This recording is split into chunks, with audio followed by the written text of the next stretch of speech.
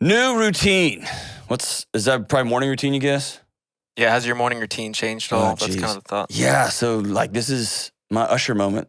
It's my confession. Dude, my routine like collapsed. It didn't collapse. I allowed it to.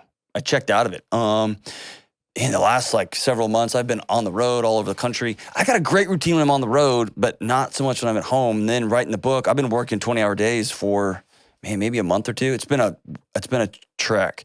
And so I guess confession one is I didn't stick to the routine, and then when I don't stick to the routine, I get unwieldy. And then meaning my diet goes to crap, I don't exercise as regularly, and then my writing isn't as good, and that gets me frustrated, and then my work isn't as good, and that gets me frustrated, and then it just gets a cascade. So about 2 weeks ago, man, I locked it back in, had to really dial back up the routine, and then slowly work to where I am back now. So I got it in my pocket. Do I have it here? I think I do. Maybe I put it on my desk. I still have my little card, my note card that I write down. I do it the night before now. Here's tomorrow's workout, what that's going to be. And then here's tomorrow. I look at my calendar and see what I've got going on tomorrow. And I can just make a quick checklist. And that gets all my thoughts out of my head. And then at night, I try to make sure that I've got my plan for the next day before I start my going to bed routine. And then when I get up pretty early. Still get up about 5:15, and do my coffee or my tea, and then exercise. And then this is my gratitude journal that I do almost every day. And then this one's new this year, James, Kelly. This is my, I have some about y'all in here. It's my stories journal. I just have these looping thoughts that just stay in there and stay in there and stay in there and stay in there. And It's called rumination, John. I was about to say, it's just ruminating over and over. Or my imaginary conversations. When I see Kelly next, I'm going to just tell her, you better just wait until and I never say it. It's just a waste of my time. But I start ruminating. So you're the worst dad ever, or whatever. So I wake up in the morning, or as I'm going through my morning, and I have this out, and I'll just write down, you're the worst dad ever.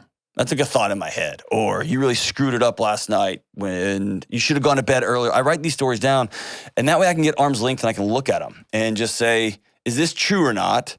And if it's not true, then I can just draw a line through it. And if it is true, then I can solve it and then move on. Jocko calls it detachment. Michael Singer calls it mindfulness. It's just looking at my thoughts and not letting them take over my body and saying, is this thought true? And then I can just move on from it. So I have this with me. Still meditate several times a week, not as much as I should. I got to get back into doing that. Still exercising regularly. And then, man, I had to get the cold tub back out. It's so great.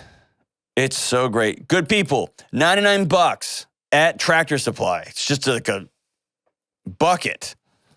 Fill it with water and just set it outside. It's not a bucket, actually. It's like a trough. Fill it with water and just let the cold air do its thing this winter, and then just go sit in it 3 to 5 minutes in the morning. It is incredible. Have y'all ever done that? Y'all won't do that, will you? I've done cold showers. Yeah? Yeah. A lot of times I'll take a warm shower and then I'll turn it to cold right before I get out. Just to make you angry? Yeah, just to start it off with a really pissy day. That's awesome. I also did this. So I got with Dr. Gus Vickery. I'm going to have him on the show, and he's going to go through my blood work and my genetic stuff. I finally just bit the bullet and did a full panel. This guy was asking me questions. I have a genetic trait they call the cookie jar gene that says you have a very difficult time. It's wired in you that when the package is open, you're going to eat it all. And so you can white knuckle it. You can willpower your way through it in seasons.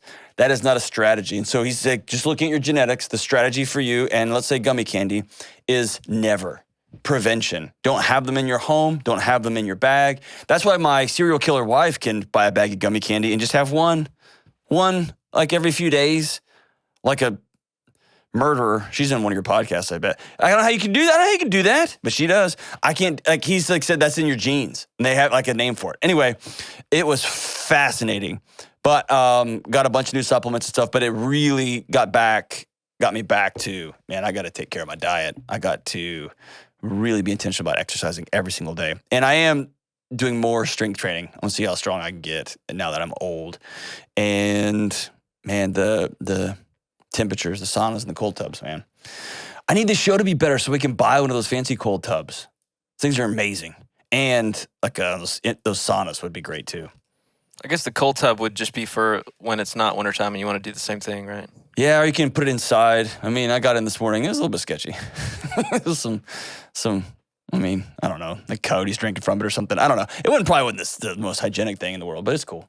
It's cool. I don't know. So that's the new routine. What I'm focusing more on when it comes to routine is my evening routine.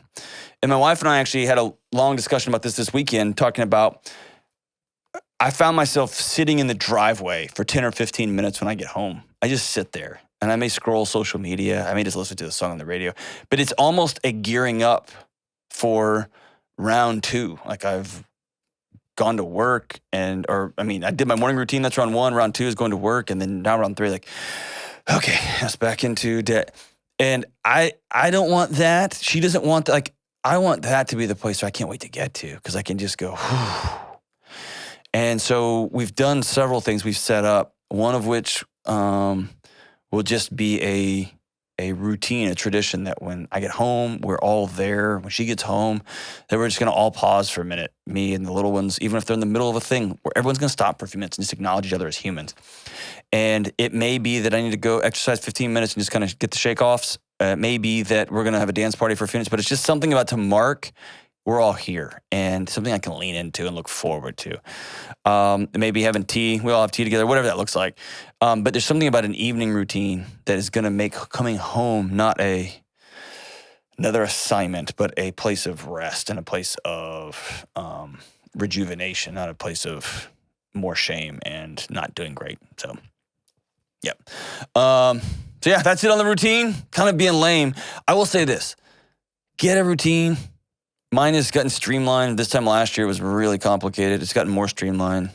Wake up early, do my journaling, exercise, do the cold variations, and make sure I'm spending quality time with the humans in my life. And that's about it.